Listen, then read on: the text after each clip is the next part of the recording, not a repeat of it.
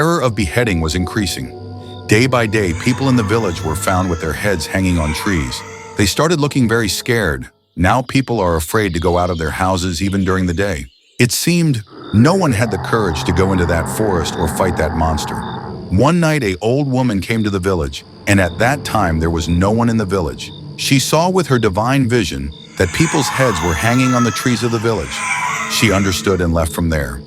A village man was watching the old lady from the window and gathered courage and started following her. Suddenly, the old lady disappeared. Then the man saw a hut, and a voice came from inside it. Come here. Getting scared, the man started going inside the hut. As soon as the man reached inside, he did not see anyone. Then suddenly the spirit of an old woman appeared, and she said, Whatever's happening with the villagers, there is no one else but my son who can do it. If you want peace in your village, then you will have to find my son's severed head and burn it.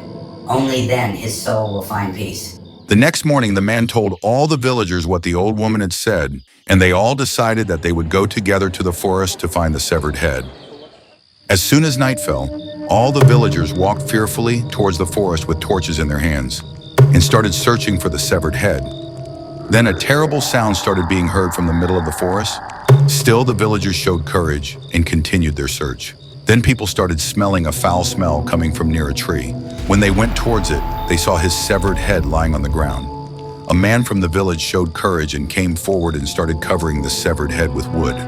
Then suddenly strong winds started blowing in the forest, and the same severed head demon came. The villagers got very scared and started begging for their lives from that demon. Then suddenly the same old woman appeared in front of the severed head monster, and she tried to stop the monster with her powers. And meanwhile, a man from the village burnt the severed head lying near the tree with his torch.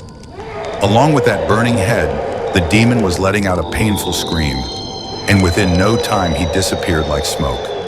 Suddenly the forest became quiet, and then the villagers thanked the old woman for saving the village. From the next day, no one was found with their heads hanging on the tree, and since then the villagers became free from fear.